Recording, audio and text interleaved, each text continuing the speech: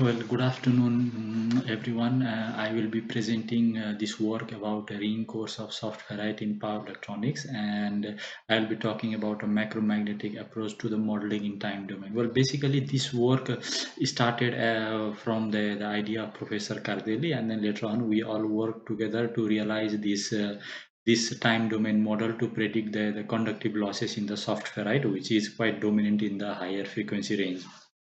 Well, I am Rimal. I am research fellow at the University of Perugia, Department of Engineering. This is the basic outline of the presentation. I will first be talking about what is soft ferrite, and then the types of losses in the ferrite, and after that I will present the microstructure of the manganese soft ferrite that we used during the study purpose. And the microstructure was of course absorbed by the optical microscope in the lab of University of Perugia. And I will present the approach for the eddy current loss prediction, which is the basic idea of this presentation. And then I will also present the modal sensitivity analysis, which is basically the sensitivity of the output of the model with its model parameters. And then I will be presenting the experimental results and finally the conclusion. Well, manganese zinc ferrite and nickel zinc ferrite are two widely used soft ferrite in the various applications. And then if we speak magnetically about the ferrite, then as the name suggests that it is soft ferrite, which means it is very easy to magnetize and demagnetize due to low coercivity, and they have a high initial permeability and low associated static losses. Well, electrically speaking, they have a very high electrical resistivity, due to which the resulting eddy current loss is very low up to the certain optimum frequency range. And due to this reason, they are applicable from kilohertz up to the gigahertz frequency range. And chemically speaking, ferrites are like a ceramic material that are prepared using sintering technique, and they have a spinel structure. Well, this is the general formula for the ferrite, where Me could be a divalent metal ion, or the combination of two, like manganese zinc and nickel zinc, where when excited by certain excitation, which could be sinusoidal or non-sinusoidal, that the core of the made from the ferrite material exhibit some losses, and generally the total losses occurring in the core material increases with the frequency and also increases with the magnetic flux density. And those losses can be segregated into two different parts. One is the frequency independent loss, which we call static loss, and this static loss is generally computed from the measurement of the hysteresis loop, and it is done generally below 1 kilohertz frequency, because it is the static range for the ferrite. And as we can see, the several hysteresis loop computed at a different value of magnetization flux density, and then these are the static loops. Similarly, there are also frequency dependent losses, which we call the dynamic loss. So as the frequency increase, the losses in the material increase, and these losses are basically eddy current loss and the residual loss, where eddy current loss is largely influenced by the resistivity of the material. And also this loss change with the frequency, because the resistivity as a bulk in the material exhibit the frequency dispersion, and why, which will be explained in the coming slides. Similarly, there is another type of loss known as residual loss, and it is very difficult to correctly attribute this residual loss to the exact phenomenon in the core, but generally they are attributed to the domain wall relaxation and the rotational resonance phenomenon, and these laws are basically dominant in the megahertz frequency range. So this is the microstructure of the ferrite that we have used in our study purpose. So this metal etchant solution of hydrochloric at 33% was used, and the metal was placed inside for 150 seconds, and it revealed the following type of the grain structure. And we can see that this ferrite ring core has the metal grain, and then they are two metal grains are separated by a thin line, which we call at the grain boundary, and we determine the average grain size. This is the probability distribution of the grain size, as we can see here.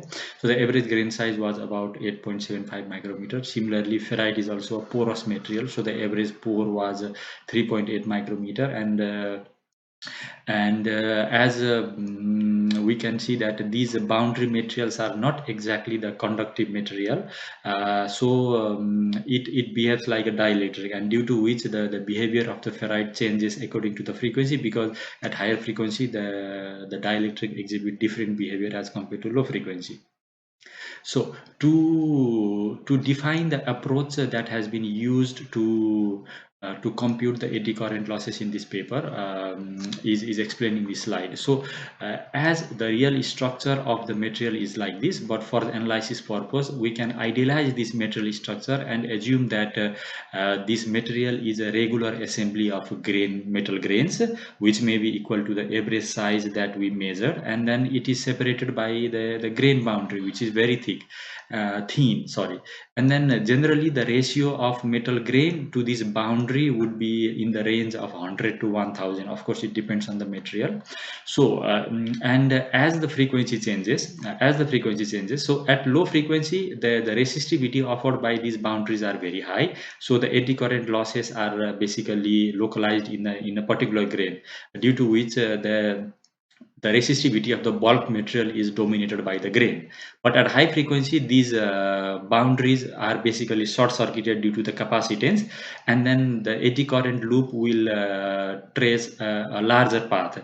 And in this case, the resistivity of the bulk material will have a different value, and in this way it exhibits the frequency dispersion, and also the losses are gradually or drastically changed during the high frequency operation.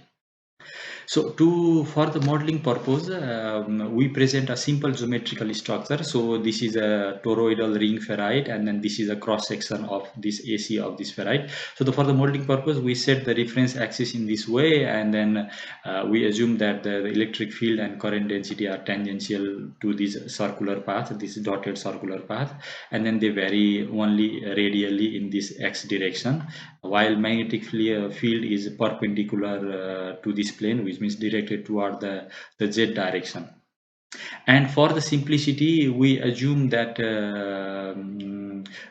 this entire cross section is just divided into 2 points. That is, we define the magnetic flux density at these 2 points only, and the variation would be the linear variation in this cross section. So from the Maxwell's equation, what we can do is first we can I will explain about writing the Maxwell E field equation in this cross section. So we write this E field equation in this cross section along the dotted contour, which is defined as LC1, and of course the magnetic field at the contour would be the average of the internal magnetic field and the external magnetic field, and similarly the magnetic field inside this contour would be the average of Bi and the value at the contour. So we can expand this equation in this way, and here delta D and delta M are actually the percentage of the metal grain and the glue, sorry, not glue, but the grain boundary that we will traverse while traveling through this contour LC1. Similarly, the field, external field is related to magnetic field, magnetic flux density using this relation, and internal is related using this relation, and this dm by ds quantity is the internal magnetization, which can be computed using a suitable hysteresis model such as a Preissach model. So now we have finished writing the Maxwell equation, E field equation along this contour, and similarly we have another equation of the magnetic field, which will be written according to the in the circumferential path, which means in this area. So this is this equation, so which means that the current enclosed by this by any contour line would be will be equal to the conductive current and the displacement current. So similarly we write this field equation along the outer periphery, and the periphery that has been denoted by the this dotted line, and then we can expand this equation in this way. Similarly, according to in the paper, the assumption is such that the current that passes through the grain also passes through the grain boundary since we are assuming a regular structure. So we also have this continuity equation. So each is, and as we can see in a simple representative figure, that the area that is crossed by this current in case of grain is exactly equal in case of boundary also, because AM is both the area of both grain and the boundary. And similarly, here sigma n and sigma g are the conductivity of grain and grain boundary. Similarly, epsilon is the permittivity of the grain boundary. So combining these two equations, we can solve these equations to compute the magnetic field along the grain boundary, and similarly the electric field also. But this figure were just a general representative pictorial representation to define the formulation of equations. However, for the accuracy of the model, the cross section and both the circumferential part, they should be divided into a large number of small elementary ring sections. So in the actual modeling, actual computational procedure, the actual ring has been divided into the several internal elemental ring, and finally the total conductive losses are computed by computing the current density across the grain and also the grain boundary, where of course B is the volume of the ferrite core. So then we performed the modal sensitivity analysis, which is basically seeing the variation of computed losses while varying the different parameters of the model, which are basically the grain size, the grain boundary thickness, the conductivity of the grain, conductivity of the boundary, and the permittivity of the grain boundary. And then, but since we observed the material using some kind of measurement technique, so we know that the grain size, the average grain size of the material, so this is fixed, and we also know from the literature the range of the conductivity of the grain. And but there are certain parameters whose values are not exactly defined in the literature, and so yeah, sometimes it is useful to use some optimization technique to tune those parameters in the range that has been specified in the literature. So in our case, we used the optimization technique to tune the grain boundary conductivity, the thickness of the grain boundary, and the permittivity of the grain boundary in a given frequency range to best fit the model parameters. So these are the results from the simulation. So we basically computed the losses occurring in the material in the range of 100 kilohertz to 1 megahertz, because this is the exact frequency range where these APCOS manganese zinc ferrite that we have used in the study can be used very efficiently.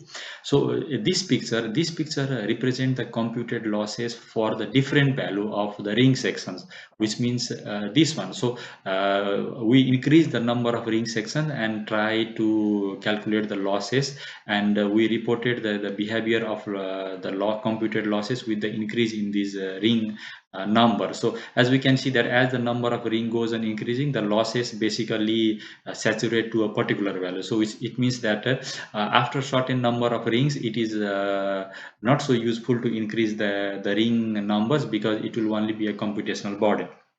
Similarly, we try to decrease the grain boundary thickness, and then we saw that the losses, they exhibit a different behavior, because at first in the lower frequency rate they increase, but at higher frequency range, while decreasing the grain boundary thickness, the losses even decrease. And similarly, they are the computed losses for the different grain sizes, and it is evident that as the grain size increase, the losses goes on increasing. And now the experimental results. So these the experimental result, this blue line is the total loss that has been measured in the range of 1 kilohertz to 10 megahertz for the flux density of 10 millitesla.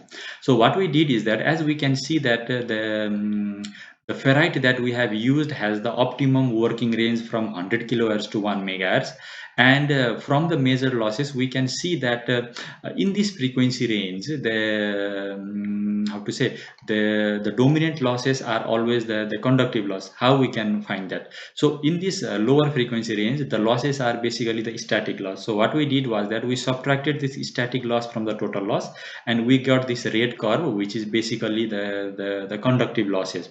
And from this 100 kilohertz to 1 megahertz, we can basically see that the effect of subtracting the static loss is very few, because the conductive loss and the total loss are basically very close to each other. While here we see the power loss per unit volume that has been computed, and and then computed from the model, and then measured. So we can see that they are very close to each other, either in the log scale or in the linear scale. So in the conclusion, what we can say is that we worked on the macromagnetic approach to model the soft ferrite ring in time domain, and then we also measured the grain size of the ferrite using a suitable metal agent, and then it was very helpful to use the actual parameter in the modeling process. And then we saw that the conductive losses mainly contribute to the total losses of this type of ferrite in the working frequency range. And then we also performed the sensitivity analysis of the model parameters. And then we also saw that the measured results are in good agreement with each other, but this model the work is little bit still remaining, because we need to validate this model for the different losses computed at the different flux density. And thank you.